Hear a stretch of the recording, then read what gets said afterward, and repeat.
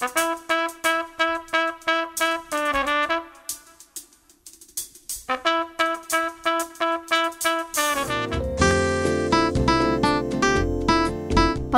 mo pa lang, eto ang lobby na sasalubong sa'yo.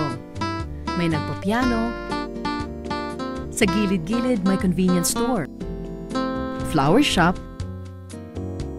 at coffee shop. May sarili din itong Buddhist temple sa loob mismo ng building.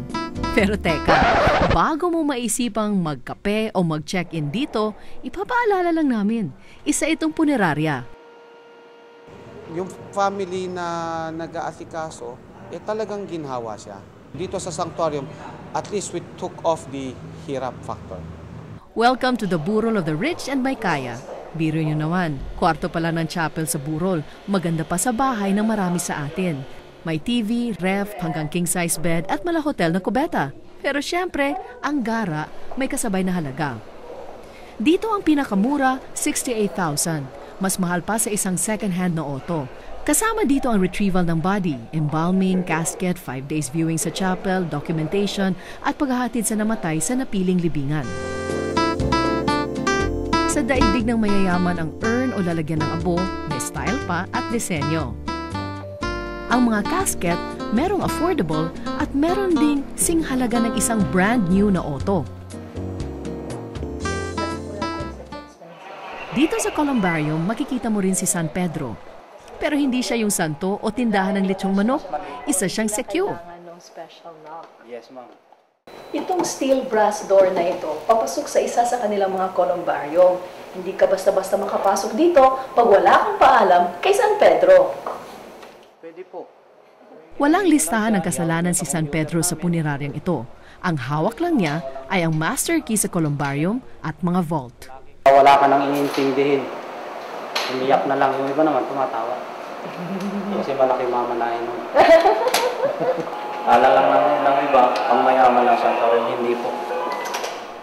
Pero pati pala si San Pedro, rumaraket na. Bukod sa pagbabantay, pwede rin po natin siyang bayaran ng 1 year to pay, no interest, no down payment. Sa sanctuario, makikita mo rin ang isang mini celebrity. Pero hindi siya yung tipong magpapapicture ka. Siya kasi ang chief embalsamador at isa sa mga naging kliyente daw niya ay si The King. Ito yung dressing table. Ito yung... Actually kami lang may ganito. Sa amin, ang practice namin dito, yung damit hindi namin kinakat. Kung paano suotan ng damit yung buhay, ganun din yung body na yung disease. Mga lalaki, may gel. Sa mga babae, may makeup, may spray net.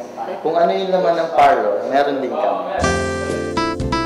So sa panahon ngayon na ang inn na punerarya ay parang hotel, ang burol naka-online, at ang kabaong minsan mahal pa sa bahay mo, magkano nga ba talaga ang halaga pag namatay ka ngayon? Kung medyo kaya mo naman, ang 68,000 pinaka-cheap sa makukuha mong primera klaseng serbisyo? Kung tutuusin, dadating naman talaga ang araw na ito. At kasama sa mga dedesisyonan mo ay yung gastos pag binalik ka uli sa lupa. But let's just say, not today, okay? Amelin Veloso po.